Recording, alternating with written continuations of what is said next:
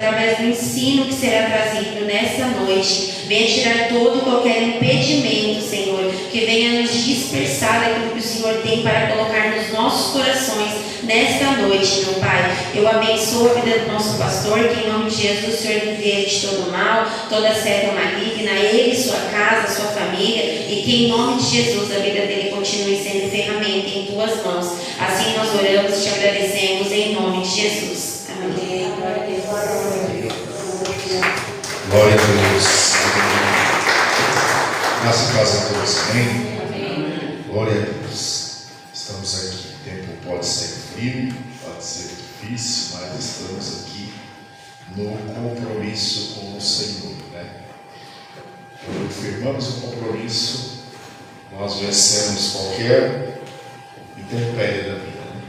Qualquer vento, qualquer coisa, nós vencemos porque temos um compromisso.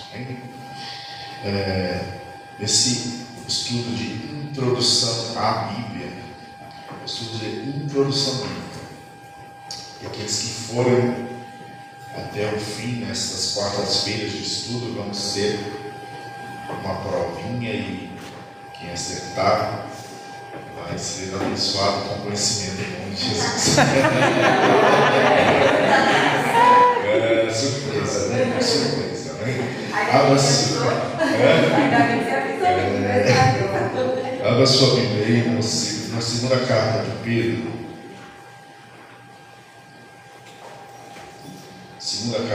Primeira carta de Pedro, capítulo 3. Primeira carta do apóstolo Pedro, no capítulo 3, versículo 15. Aleluia.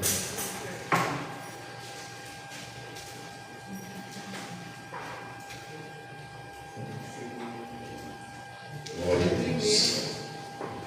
Primeira carta do apóstolo Pedro, capítulo 3, versículo 15, diz assim: antes santificai a Cristo como Senhor em vossos corações, e estai sempre preparados para responder com mansidão e temor a qualquer que vos pedir a razão da vossa fé ou esperança que há em vós.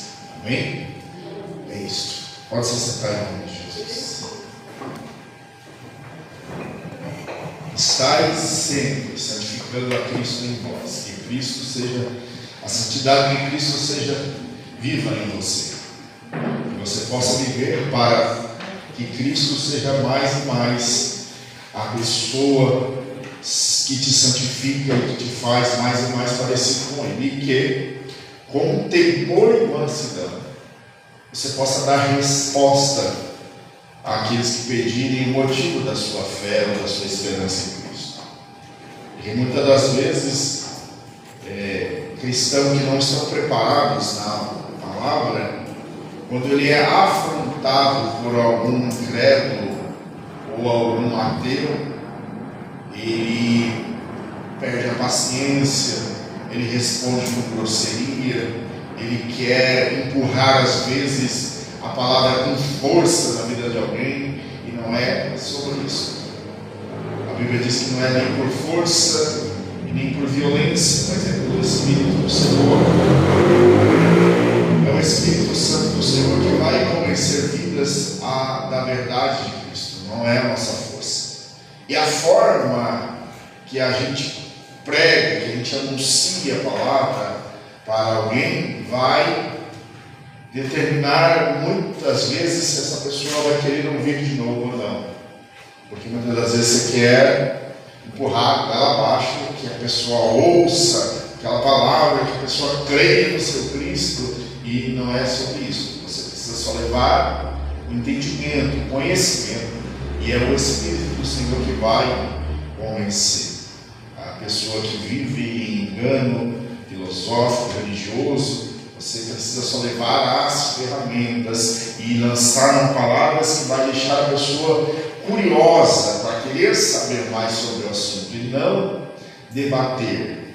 Não debate fé, não debate religião com ninguém, mas lança fatos, lança argumentos favoráveis com temor e mansidão, e o Senhor é que vai causar aquela curiosidade na vida da pessoa, e a pessoa vai começar a buscar saber que verdade é essa, e aí o próprio Cristo se encarrega de mostrar a verdade. Por isso que Pedro está dizendo que nós precisamos saber dar resposta ao motivo da nossa esperança, da nossa fé. E como dar resposta se não buscamos as respostas? Se nós não tivermos perguntas em nós não buscaremos resposta. O cristão precisa ter sempre perguntas.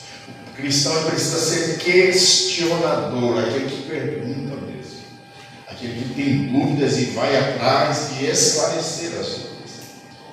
O problema é que a igreja do Senhor, ela foi durante muitos anos ensinada a buscar ao Senhor, a orar ao Senhor, porque o Senhor é bondoso, o Senhor é abençoador, o Senhor é aquele que perdoa, o Senhor é aquele que salva, o Senhor é aquele que restaura, que faz milagres. Amém, o Senhor é tudo isso. Mas Ele nos chamou para termos entendimento também, para que não sejamos enganados. A Bíblia diz que quando os discípulos estavam decepcionados em Lucas 24, os discípulos de Emaús, decepcionados porque já fazia 3 dias e Jesus foi morto e não tinha ressuscitado, então para eles Jesus já não era mais o Messias, aquele que iria salvar, era só um profeta. Então eles estão decepcionados, voltando para casa, ainda caminho de Emaús, e Jesus ressuscitado vai lá e aparece para eles, diz aí: não convinha que se cumprisse tudo, Lucas 24, a partir do versículo 27. Não convinha que se cumprisse tudo ao meu respeito do que está escrito nos profetas e Moisés, porque tudo fala de mim. Então, por uma falta de conhecimento, pessoas ficam frustradas, sem saber quem é Jesus. Às vezes a pessoa tem conhecimento, tem certeza de quem é Jesus, mas por uma situação tão terrível, por uma adversidade tão terrível na vida, a pessoa se esquece: será que Jesus é mesmo? A Bíblia diz que João Batista veio abrir caminho para Jesus, pregando no deserto, batizou o próprio Jesus. Mas quando João Batista estava preso, próximo para ser morto, ele entra em confusão, ele fica angustiado e ele começa a mandar mensagem para perguntar: ei, eu quero saber, eu preciso saber se este que está aí é o Cristo mesmo, é Jesus mesmo. Veja, o cara abriu caminho para Jesus, pregou a palavra, batizou Jesus, mas agora, por uma situação tão terrível, ele agora está em dúvida de novo, perguntando: me responda se é Jesus mesmo que está aí. E Jesus diz: fique em paz, os cegos estão ouvindo, os coxos estão andando, vidas estão sendo salvas. Jesus está dizendo assim: fique em paz, você vai morrer nessa situação, mas a obra está sendo feita. Essa foi a resposta de Jesus para ele. Então, quando nós temos uma confiança em Deus e temos conhecimento bíblico sobre Ele, nós não vamos vacilar em meio à tribulação, em meio à adversidade. Por isso, muito importante estudo e conhecimento bíblico. E a igreja precisa acordar para isso. A igreja não é só povos que são necessitados de bênção e de transformação. Sempre seremos necessitados. Mas nós precisamos ter raízes, e as raízes são as Escrituras Sagradas. Amém? A raiz da igreja não são os feitos de Jesus, não. A raiz da igreja são as Escrituras do Senhor sobre a nossa vida. Amém? Daniel 10, em uma situação terrível na Babilônia, querendo entender os processos, ele diz: compreendi por meio das Escrituras. Não eram nem as Escrituras Sagradas somente, mas eram os livros históricos da época que ele examinou e conseguiu perceber, entender o processo que teria que passar ali na Babilônia. Então, é sobre as Escrituras. E este estudo sobre introdução bíblica abre o nosso entendimento a respeito de ler a Bíblia, de se achar em lugares na Bíblia, em datas diferentes, ocasiões diferentes. Você logo se acha, porque você vai estar ambientado no que está acontecendo. É um pouquinho técnico, um pouquinho chato em introdução bíblica e entender sobre a Bíblia, mas é necessário este processo. A maioria de nós sabemos o que é a Bíblia. A Bíblia é um livro que nós usamos como regra de fé e prática e de salvação para a nossa vida. Mas como que este documento sagrado chegou até nós, poucos sabemos. Poucas pessoas sabem como que chegou e quão precioso e quão importante é. Na cultura judaica, o escriba, ou sofé, o homem que escrevia as coisas, os livros sagrados judaicos, e até hoje é assim diante do judeu, para ele escrever o nome Javé ou o nome Elohim, ele está escrevendo ali um documento sagrado, as escrituras, mas quando chega a hora dele escrever o nome de Deus, ele para, ele se lava e volta a escrever para escrever o nome de Deus. Tamanha a reverência. No entanto, que o judeu ele não fala o nome de Deus certo, porque ele tem temor, porque a escritura em Deuteronômio 6 diz que não levaram o nome de Deus em vão.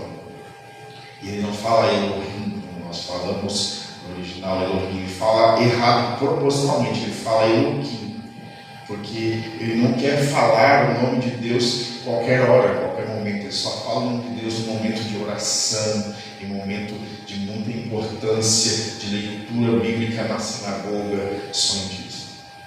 Então, o respeito e a reverência tão grande que levou homens a escrever a Bíblia sem tirar nenhuma vírgula sequer e acrescentar, para que isso chegasse até nós. Foi o próprio Deus que colocou esse cuidado, esse zelo nos homens, nos judeus, para que esses documentos chegassem até nós. E o que é Bíblia? Todo mundo tem Bíblia. Até o que nunca leu Bíblia. Todo mundo tem Bíblia em casa, porque a Bíblia é um conjunto de livros. Então, se você tem um conjunto de livros em casa que nem é sagrado, mas são livros de histórias, você tem um tipo de Bíblia. Mas a Bíblia sagrada é só uma. O conjunto de livros é Bíblia. Agora, a Bíblia sagrada é um conjunto de livros considerados sagrados e revelados por Deus e cuidados em século, em milênios. Para Moisés começar a escrever a primeira escritura para os hebreus, foi aproximadamente em 1400, 1450 anos antes de Cristo, quando ele começou a escrever. Mas antes de Moisés, Deus chamou quem? Abraão. E de Abraão para Moisés é aproximadamente 480 anos a 500 anos. Veja aqui em Gênesis 15, Deus já fala para Moisés, para Abraão: olha, este povo, que será grande como a estrela do mar, entenda uma coisa, eles vão ser escravizados e vão passar 430 anos escravizados no Egito. Em Gênesis 15, Deus já avisou Abraão. Então, Abraão, Deus chamou Abraão com 75 anos, com 100 anos Abraão teve o primeiro filho, aí depois cresceu o povo, e aí depois este povo foi para o Egito, para viver no Egito mais 430 anos, até nascer Moisés no Egito, e aí depois Moisés, 80 anos, ser chamado para ser libertador. Aí você começa a contar os anos ali, vai dar aproximadamente 500 anos de Abraão até Moisés. E aí quando Moisés começa a escrever, está mais ou menos no ano 1450 antes de Cristo. É a escritura escritura de Moisés, não o tempo real dos hebreus. O tempo real dos hebreus é muito mais. Nós estamos hoje no ano 2026. O ano dos hebreus, dos israelitas, está acima um pouco mais de 5.700 anos. Então você vê aí quanto tempo de história bíblica. Então, esse livro que está na sua mão é de extrema importância histórica e espiritual e de sabedoria para a nossa vida. Não é um livro qualquer, não é uma Bíblia qualquer. Bíblia qualquer é qualquer coleção de livros. Isso aqui é a Bíblia Sagrada, que é um compêndio de 66 livros sagrados. E como chegou até nós? Por meio de descobertas sobre os manuscritos que foram achados nas cavernas do Mar Vermelho. Você não tem um documento qualquer nas suas mãos. Você tem um documento que foi traduzido para a nossa língua. Primeiro foi traduzido do hebraico para o grego, do grego para o latim veio, chegou até as traduções em português e de vários idiomas. Então você não tem um livro qualquer, você tem um livro que foi preservado por Deus em milênios, que Deus usou homens com muito temor e cuidado para escrever, mesmo sem crer em Jesus. Esses homens tiveram muito cuidado para escrever as escrituras antigas, e essas escrituras antigas chegou até nós, estavam guardadas em cavernas próximo do Mar Vermelho. Isto são os manuscritos. Alguém vai perguntar para você, mas de onde saiu isso? Essas histórias aí da sua Bíblia são histórias de homens, são histórias inventadas? Não, isso aqui são relatos traduzidos para o nosso idioma de manuscritos originais, da língua original. Quando Deus fez o homem, que idioma Deus usou para falar com o homem? Não foi inglês, não foi francês, não foi português, foi o idioma hebraico. E em algumas passagens bíblicas do Antigo Testamento está em aramaico. Principalmente no período babilônico, se usou muito a linguagem do aramaico. Amém? Anota isso. Quem saber responder vai ganhar uma caixa de bombom. Então, a importância histórica desse documento que está nas suas mãos, e muitas das vezes você deixa esse documento lá guardado ou jogado, e só quando bate uma aflição, a pessoa corre lá, religiosamente abre logo o Salmo 91, né? Quando entra em batalha, já vai logo o Salmo 91, porque o Senhor vai me guardar, vai quebrar o laço comigo, porque nós somos criados nessa cultura de necessidade, que eu abro a Bíblia para procurar uma mensagem que vem de encontro à minha necessidade. Cultura. Fomos ensinados. A pessoa às vezes está aflita e ela olha assim, me dá uma palavra, aí abre a Bíblia assim, na sorte, assim, né? Essa palavra não é isso que eu quero aí. Hora de novo, e abre de novo na sorte, até achar alguma coisa que vai falar da necessidade dela. Já viu isso? Porque fomos ensinados em uma cultura de necessitados. Mas a verdade é que Cristo nos chamou para meditar nesta palavra, porque esta palavra é vida, porque Ele é a própria palavra. Amém? Então nós não estamos aqui por necessidade somente, mas estamos aqui porque precisamos ter respostas da nossa fé. Porque a terrível coisa é alguém olha para você e te pergunta, e aí, dá a resposta da sua fé, e você diz, não sei, só sei que eu sei. Como é que você crê? Não sei, só sei que eu creio. Por que você acredita? Não sei, só sei que eu acredito. Como é que você vai convencer alguém da sua fé, que a sua fé é verdadeira, se você está dizendo, não sei, só sei que eu acredito? O budista também fala, eu acredito, acabou, eu vi com isso e acabou.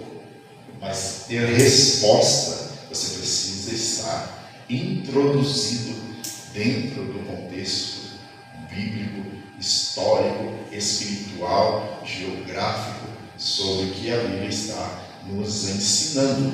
Então, a prova de que esta Bíblia, prova documental, histórica, é que os manuscritos originais foram achados no Mar Vermelho em 1947.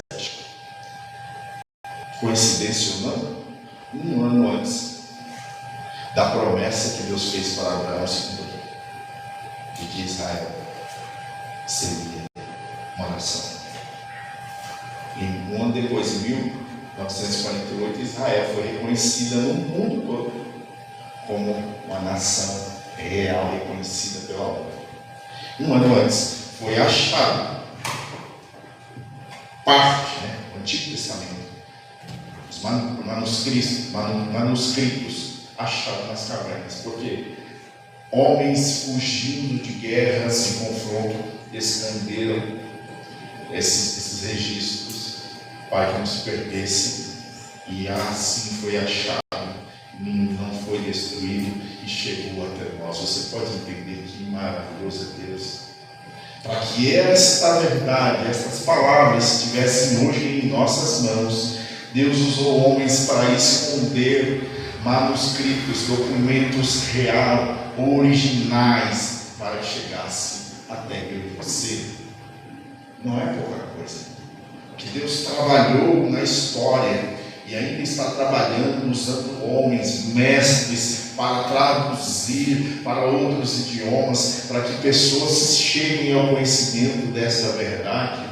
Muita luta, muita gente morreu por causa desses documentos. Entende? E você tem isso aqui. Até de graça, você baixa na internet. Você não consegue, muitas das vezes não consegue aguçar a sua curiosidade, conhecimento bíblico, porque você às vezes não sabe a importância e como essa Bíblia chegou em tuas mãos por conta desses achados. Manuscritos hebraicos do Antigo Testamento.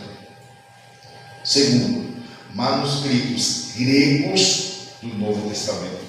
Antigo Testamento escrito em hebraico e algumas partes em aramaico. Novo Testamento grego. Antigo Testamento hebraico, aramaico. Novo Testamento escrito em língua grega.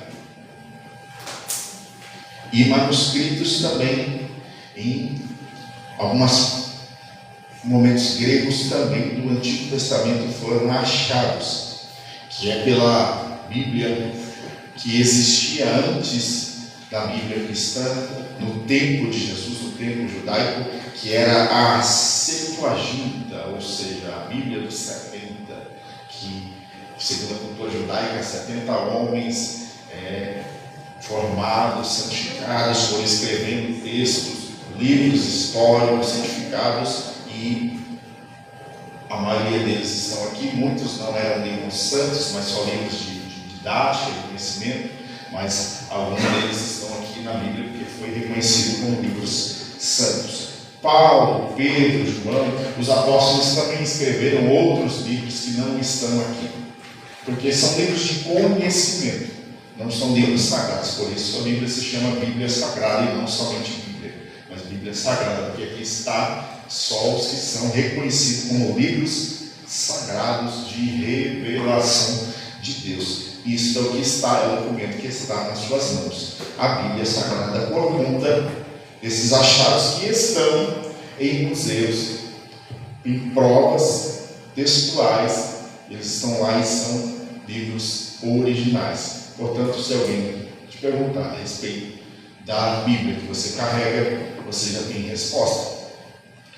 Achados originais foram achados em 1947, próximo ao Mar Morto, e estão guardados, porque são verdades bíblicas, verdades de Deus que foram preservadas, que está na sua Bíblia. Esse é o contexto documental sobre a sua Bíblia. Hein? Agora, nós vamos ver aqui sobre o volume bíblico.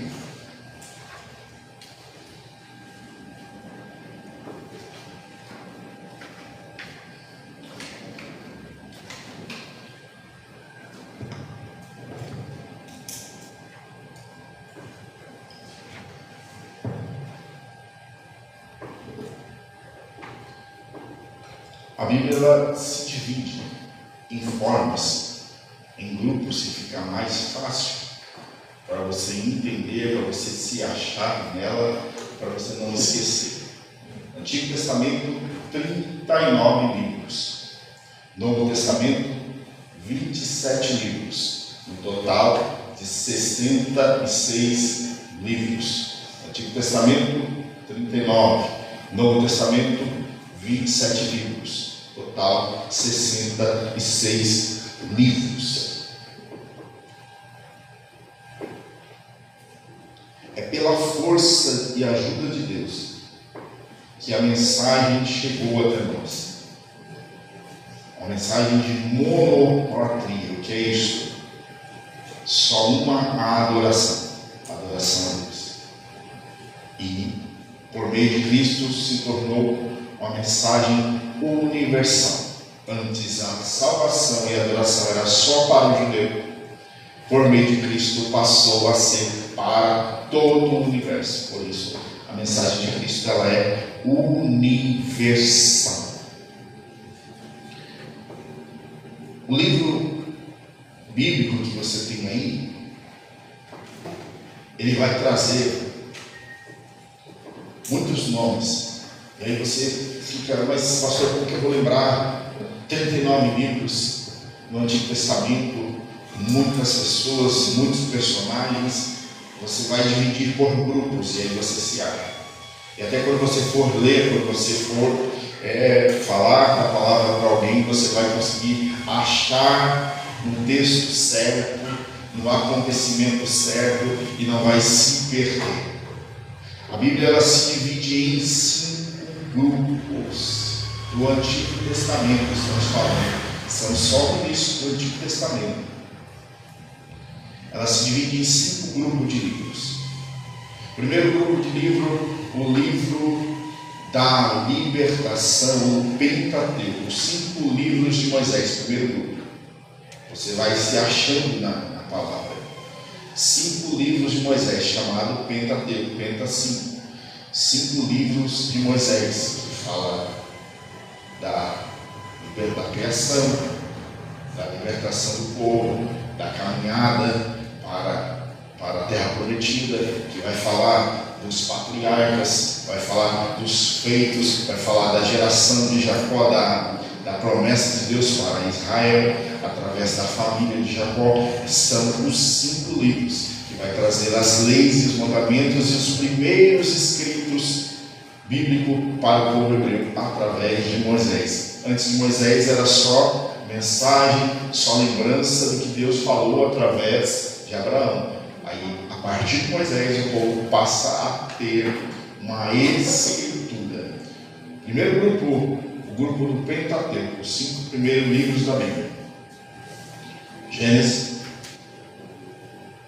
Êxodo, livro da saída, Número, Levítico, Número e Deuteronômio.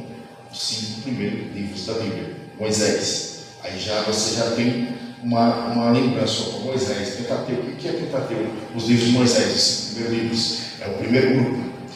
O segundo grupo bíblico está falando dos livros históricos. O segundo grupo é o grupo de 12 livros. Os livros históricos, que são Josué, Juízes, Ruth, os 2 livros de Samuel, os 2 livros de Reis, os 2 livros de Crônicas, Esdras, Neemias e Esther. São os 12 livros históricos, que é o segundo bloco bíblico. Isto ajuda você a se achar. Mas só como que eu vou achar 39 livros assim rapidamente? Você vai lembrar, opa, primeiro grupo, Pentateuco, Moisés, então eu sei qual é o 5 primeiros livros, já fica mais fácil. Segundo grupo, são 12 livros, é mais difícil, mas lembra, são livros históricos. Aí você não vai se misturar com Isaías, com Daniel, porque eles não fazem parte de livros históricos, eles são livros proféticos, outro livro. Então esses livros históricos já te diferenciam. Opa, não são. Alguém fala, me dá um livro histórico aí, me fala de um livro histórico. Aí você vai lembrar, opa, não é sobre Moisés, então não é os primeiros 5 livros da Bíblia. Você já corta o tempo. Você vai para os livros históricos. Primeiro, depois de Moisés, Josué. Juízes, Samuel, Reis, Crônicas, Neemias e Esther. Os 12 livros históricos. Aí vem o terceiro bloco, que são 5 livros poéticos. Depois de Esther, vem o quê? Jó. Salmos, Provérbios, Eclesiastes e Cantares, ou Cântico dos Cânticos. São os 5 livros poéticos. Aí você já começa a se achar melhor. Aí vai falar, me dá um livro dos profetas. Aí você vai se achar, porque você não vai em nenhum desses outros livros anteriores, porque esses livros não falaram até agora, esses 3 blocos não falaram de nenhum profeta, embora esses profetas atuaram nesse meio, mas o bloco dos profetas é diferenciado, que são os 5 livros dos profetas maiores, e tem os 12 livros dos profetas menores. Então, o 4º bloco é o bloco de 5 livros proféticos, que são os profetas maiores. Maiores porque não é por causa do tamanho, não é por causa da importância, porque todos têm a mesma importância em Deus. Mas são profetas maiores porque escreveram mais. A sua escritura, os seus documentos são maiores, tem muito mais capítulos. São os 5 profetas maiores. E quais são? Livro de Isaías, Jeremias, Lamentações de Jeremias, Ezequiel e Daniel. São todos profetas maiores, por quê? Porque escreveram mais. Alguém vai perguntar para você, me fala aí, me dá um livro aí de um profeta maior. Você vai se lembrar, Daniel, Isaías, Jeremias, Ezequiel, são os profetas maiores. Alguns profetizaram antes do cativeiro da Babilônia, outros, Daniel e Ezequiel, dentro do cativeiro, Jeremias antes e dentro do cativeiro. Então são os profetas maiores. Se quiser saber uma história sobre o cativeiro, quem falou sobre o cativeiro, você vai entender. Eu vou no bloco dos livros proféticos. E quais? Dos profetas maiores.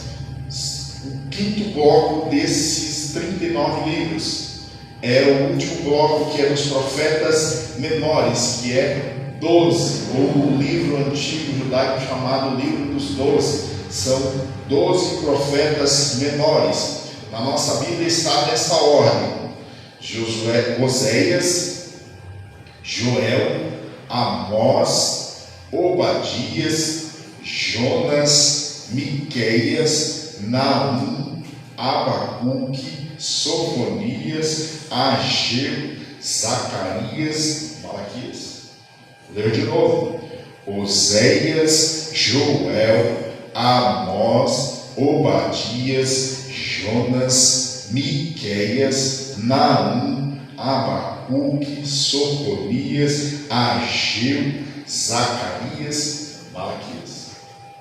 O livro dos 12 profetas menores, o 5º bloco do Antigo Testamento. Aí fecha o Antigo Testamento. 39 livros. Se você achava que de repente era difícil você entender, memorizar onde está, você dividindo nesses blocos, você se acha. Primeiro bloco, Pentateuco, 5 livros de Moisés. Segundo bloco, o livro histórico, 12 livros históricos. Terceiro bloco, livro poético, dos livros que foram escritos historicamente, mas poéticos: Jó, Salmo, Provérbios, Eclesiastes e Cantares. A diferença aqui é só a Jó. O resto você lembra que tudo foi escrito ali por Salomão e outros. Salmos escritos por Davi, por Moisés e outros escritores. Provérbios, Eclesiastes e Cantares, escrito por Salomão. É o terceiro bloco de 5 livros poéticos. O quarto bloco, livro profético, dos 5 maiores profetas. O quinto bloco, livros proféticos dos 12 menores profetas. Aqui você fecha o Antigo Testamento com 39 livros. Entendeu? Você consegue se achar num assunto. Você vai ler a Bíblia com um assunto determinado, então você se acha nesses 5 blocos diferentes que está no Antigo Testamento. É uma facilidade melhor para você se achar, para você ler sobre um assunto específico, para você não misturar um assunto com o outro. Amém? Estes profetas que estão 17, toma conta de 17 livros na Bíblia. 5 dos profetas maiores, 12 dos profetas menores. Você vai se achar muito nas narrativas bíblicas, sabendo a ordem deles. A ordem que eu li aqui é que está na nossa Bíblia. Ordem documental. Agora a ordem cronológica, anota aí, ordem cronológica, é a ordem exata dos acontecimentos, um após o outro. Vamos na ordem cronológica, você vai anotar e você vai ver que está bem diferente do que está na sua Bíblia. Você vai lá no índice da sua Bíblia, você vê lá, né? Você estuda lá certinho. Aqui você vai ver diferente. A ordem do acontecimento de quando um atuou após o outro. Na ordem cronológica, o primeiro profeta não é Oséias, mas é Joel. A ordem dos acontecimentos lá em Israel. O primeiro profeta foi Joel e ele profetizou para Judá. Judá e Israel mas aconteceu uma divisão lá. O povo de Deus briga, né? O povo de Deus se divide. Ninguém gosta disso, mas é uma verdade, né? Sempre foi assim. Depois do reino de Davi, Salomão veio, reinou, e aí os seus filhos se dividiram. Então ficou o reino do norte, Israel.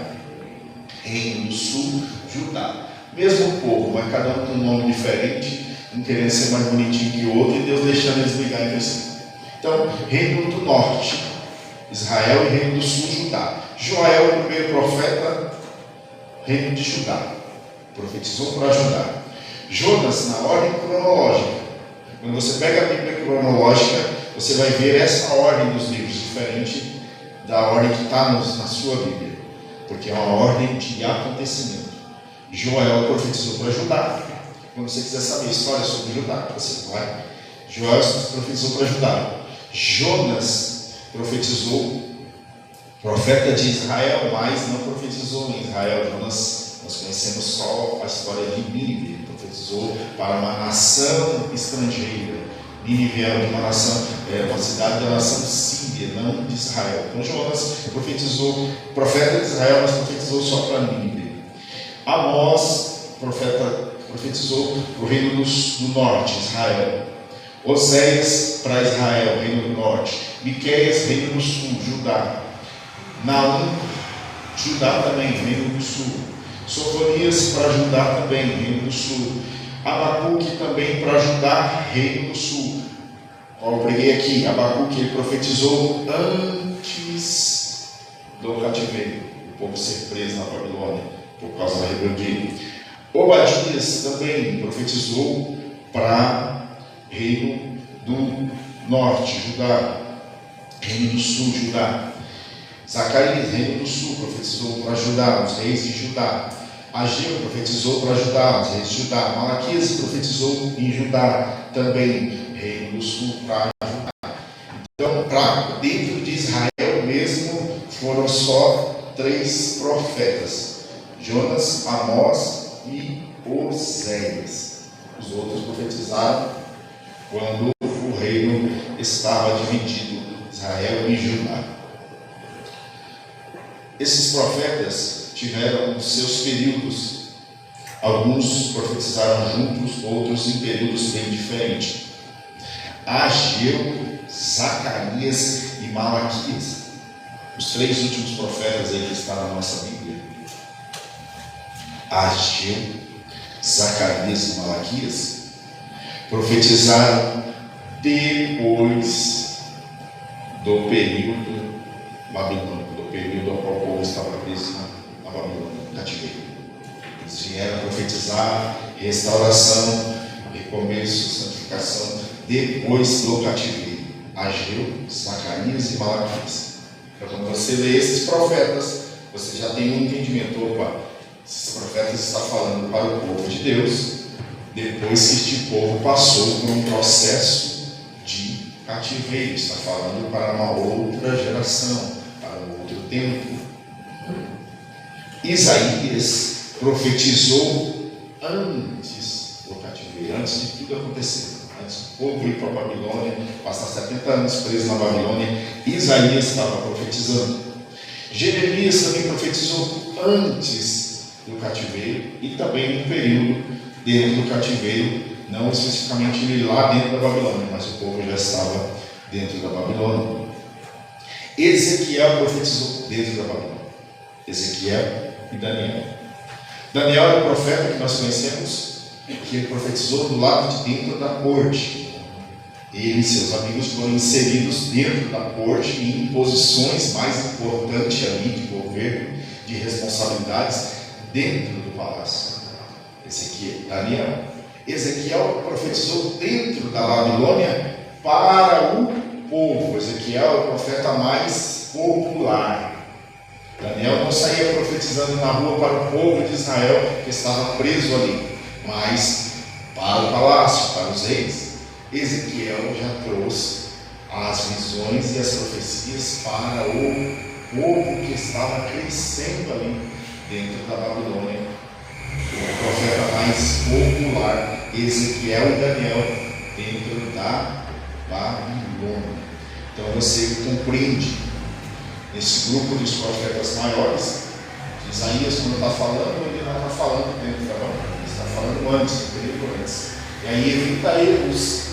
Você vai pregar ou explicar para alguém, você falando das profecias de Isaías, você vai dizer, o povo estava preso na Babilônia. Não, você já se lembrou, o povo ainda não estava preso. Eu estou falando de Isaías, então é antes da prisão, antes do castigo, antes do cativeiro. Agora, quando você fala de Ezequiel e Daniel, você já sabe que está falando para um povo que estava num contexto de aprisionamento, num contexto de julgamento de Deus, porque Deus usou a Babilônia para corrigir o seu povo. Então, a sua mensagem já muda. Você já está falando de um contexto onde pessoas precisam aprender de Deus e ser livres. Então, cada profeta que você abre para ler, você tem um outro entendimento, porque você já sabia que esse profeta profetizou em tal contexto, este outro profeta profetizou em outro contexto. Então a minha mensagem também precisa ter também um outro contexto. Não tem como eu falar de Isaías falando de cativeiro, não dá certo. Isaías está falando antes do cativeiro. Não tem como você falar de Daniel fora de um contexto do cativeiro. Ele está falando de cativeiro, e dentro do cativeiro ele falou de muitas coisas escatológicas e futuras. Depois nós vamos entrar no assunto específico de cada um desses profetas. Isso aqui é só uma abertura, uma introdução bíblica do que tem no Antigo Testamento, que nós conseguimos se achar de forma mais fácil com esses 5 grupos definidos. E aí você consegue ter um entendimento, uma linha de raciocínio naquilo que você vai falar para alguém, naquilo que você vai explicar, ou que você vai pregar aonde Deus te levar. Esses livros nos mostram que durante todo o tempo, toda a cultura judaica do Antigo Testamento, nada se perdeu em toda a história, porque são profetas, 17 profetas, que viveram em tempos diferentes. Poucos profetizaram no mesmo tempo que o outro, mas nada se perdeu. E nada entrou em conflito. Cuidado. Porque é normal você ver hoje, né? Por conta da vaidade humana, um prega uma coisa e o outro vai pregar outra e traz um conflito naquilo que o outro pregou, e um fala de um jeito, outro fala do outro, e colocando o outro como se fosse diminuído, como se a palavra do outro fosse menos importante. Não. Esses profetas todos que eles pregaram, as visões que eles tiveram, foram todas em consonância uma com a outra. O que um profetizou, o outro profetizou, teve uma visão diferente, mas com o mesmo cumprimento e significado. Entende? Então, algumas coisas nós vamos entender que esses profetas profetizaram e já se cumpriram, outras ainda irão se cumprir, mas nenhum deles entraram em contradição um com o outro. As revelações, as profecias, as palavras de correção, nenhuma entraram em contradição uma com a outra, porque foram todos inspirados por Deus.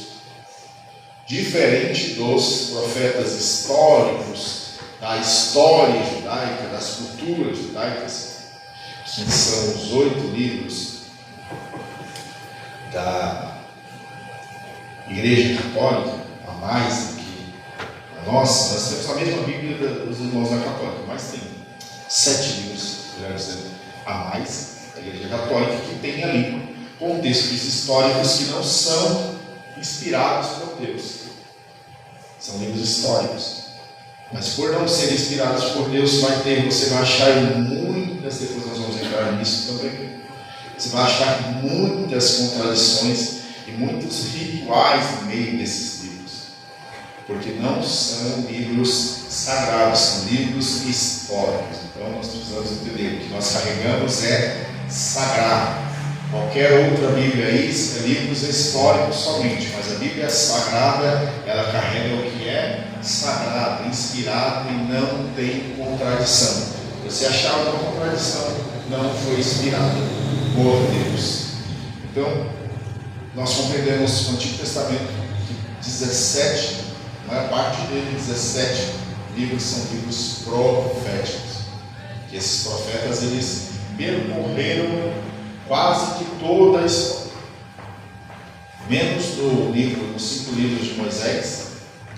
Você não vai achar esses profetas falando, mas em todos os outros períodos históricos, período dos reis, períodos da aliança com Deus, diante dos novos acontecimentos na Babilônia e depois da Babilônia, você vai ver esses profetas, algum desses profetas na história. Então, o conhecimento dos livros proféticos vai te levar a toda a história e narrativa bíblica, porque eles estão lá inseridos em cada ponto da história bíblica. No Antigo Testamento está lá os profetas. Então você entende o Antigo Testamento, 39 livros, por 5 grupos específicos. Amém? Alguém já lembra aí qual é 5 grupos específicos? Ou alguém já esqueceu? Por isso que é bom a gente ouvir e ouvir de novo, né? Por isso que Jesus falou 2 vezes: a fé vem por ouvir e ouvir a palavra. Porque quando você ouve de novo, você memoriza, você entende, e aquilo que você entende você não esquece. A verdade é que nós não temos que memorizar as coisas, não. Nós temos que entender. Aquilo que você entende você não esquece.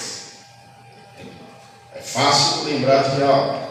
Moisés, o Pentateuco é o quê? Moisés, porque você entendeu que os 5 primeiros livros foram escritos pela vida de Moisés. Quando você entendendo isso, você não esquece mais. Então, os outros grupos você também não vai esquecer. O primeiro grupo, Pentateuco, os 5 livros de Moisés. O segundo grupo, grupo histórico, os 12 livros históricos. Terceiro grupo, os 5 livros poéticos. Quarto grupo, profetas maiores, 5 livros.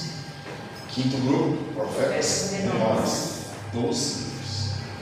Então, você pegando esses 5 grupos, você tem os 39 livros do Antigo Testamento.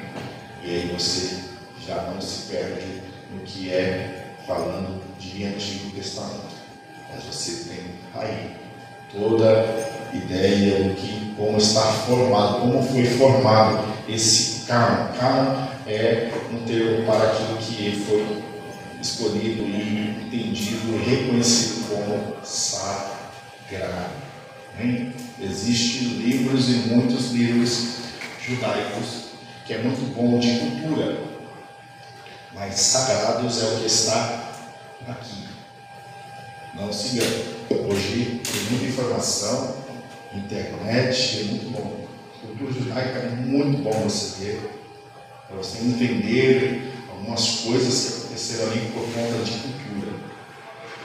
Algumas ações, porque muitas das vezes os judeus não creram em Jesus por conta de cultura e tradição. É muito bom você ler cultura e tradição judaica. Mas o que determina a nossa regra de fé, prática, salvação são os livros sagrados. Todo judeu entende que os livros do Antigo Testamento são sagrados. Eles só não entendem e não creem os livros do Novo Testamento por causa de Jesus. Eles não creem em Jesus, mas todo livro, todos os livros do Antigo Testamento, eles entendem como sagrados, porque os profetas não se divergiam um com o outro, mas tudo que eles falavam foram alinhados pela revelação do Espírito Santo.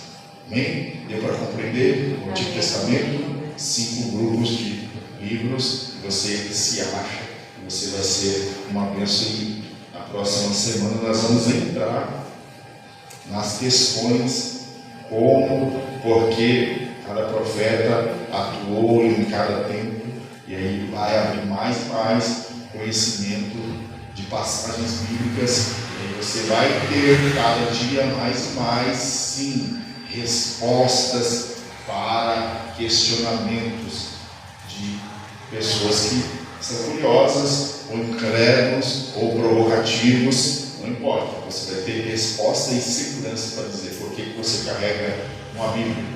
Foi escrita por homens? Sim. Não desceu anjo do céu para escrever. As pessoas costumam questionar: o que você tem foi escrito por homens? Lógico, Deus não mandou anjo para escrever. A única vez que Deus próprio escreveu de forma extraordinária e espiritual foi para escrever as primeiras tábuas da lei. A única vez. A Bíblia diz que quando Moisés estava no monte, o próprio Deus escreveu com o seu dedo as tábuas da lei. A única vez. Mas aí Moisés, irado, desce do monte, quebra com o povo, quebra as tábuas da lei. Aí a Bíblia vai dizer que Deus chamou Moisés de novo e diz: ei, eu escrevi a primeira vez, agora você vai escrever. E aí Moisés reescreve as tábuas da lei, os mandamentos. Então, o próprio Deus escreveu, foi uma única vez. O restante, toda a revelação que temos, toda a revelação bíblica, Deus usou homens inspirados para não errar, para escrever com zelo, com cuidado, com santidade, para que hoje chegasse este documento. Isso aqui não é só um conjunto de livros, isso aqui é um documento sagrado. Então cuide, então medite, se aprofunde, conheça, tenha raízes na sua fé, e você não vai se perder, não vai se enganar, não vai se assustar com nada, porque você tem raízes bem fundamentadas. Amém? A sua fé ela não é só espiritual. Sim, temos fé porque o Espírito Santo habita em nós e Ele que nos sustenta. Mas a nossa fé ela não é só espiritual. Nossa fé também é racional em contextos históricos, documentais pelos manuscritos que eu falei, contextos históricos judaicos, contextos históricos da igreja primitiva e da igreja atual. Tudo está documentado. Nossa fé não é algo somente abstrato que surgiu, não. Nossa fé tem fundamento físico. histórico, cultural e documental. Amém? Entenderam? O que você tem nas suas mãos é um documento extraordinário que Deus preservou durante milênios para a sua vida, para que você possa crescer em verdade e em conhecimento. A igreja que não medita nisso, ela vive isso como uma igreja que é necessitada. A igreja não pode viver só necessitada, ela tem que viver porque ela quer mais e mais ter certeza e resposta para a humanidade. E a resposta está aqui, na palavra de Deus. Amém? Então, a introdução bíblica sobre o Antigo Testamento é essa. Na semana que vem nós vamos adentrar nos acontecimentos. Falou muito aqui, tem muito sobre a divisão bíblica, onde está muitos profetas. Mas quando a gente adentra, principalmente nos primeiros livros do Pentateuco, nós vamos começar a entrar nas questões dos patriarcas e do estabelecimento de Deus na vida do homem, para mudar o conceito de vida e de costume dos homens. E aí a introdução bíblica vai nos mostrar como devemos proceder e demonstrar qual o plano de Deus que sempre foi e é para a humanidade. Amém? Glória a Deus. Alguma dúvida até aqui sobre esses livros, sobre os 5 grupos bíblicos? Alguma dúvida? Alguém tem dúvida? Não? Então, amém. Vamos orar? Em nome de Jesus.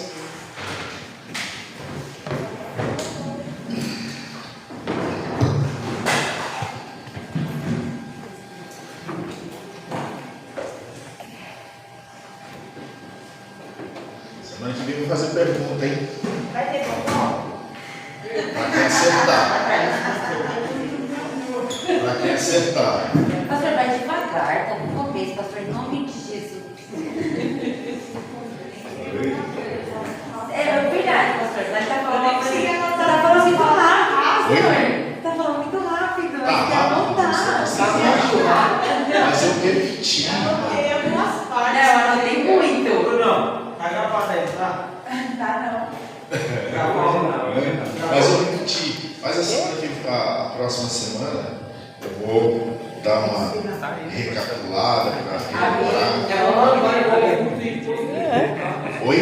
É bom gravar e colocar no. Também. Tá gravado, ela vai. Não, tá gravado lá. É só vocês verem no YouTube. Ela vai colocar no grupo. Amém, glória a Deus. Veja no YouTube. Tudo isso faz um bombom. Pois é. Veja lá no YouTube, no Instagram. E é bem assim, a gente vai crescendo em conhecimento. Amém? Glórias a Deus. Vamos orar? Vamos agradecer ao Senhor. Senhor Deus Santo, nós te agradecemos pelo seu amor, bondade e misericórdia, porque o Senhor se revelou a nós através da tua palavra. Ah, Deus Santo, a tua palavra é que não se perdeu com o tempo, cumprindo o que o Senhor disse, que todas as coisas passarão, mas as tuas palavras não passarão, elas permanecem para sempre. Deus Santo, através de milênios, ó Pai, a tua palavra foi preservada até chegar até nós, e a tão grande salvação do Senhor nos foi revelada. E por isso nós estamos aqui nesta hora, aprendendo e absorvendo mais e mais de Ti, Senhor, porque o Senhor está revelado nesta palavra. E em nome de Jesus Cristo, a tua igreja não vai andar perdida ou confundida, mas a tua igreja vai andar firmada na revelação bíblica do Senhor. Aleluia. Assim nós cremos, ó Pai, e agradecemos nesta hora, porque o Senhor se revelou ao teu povo.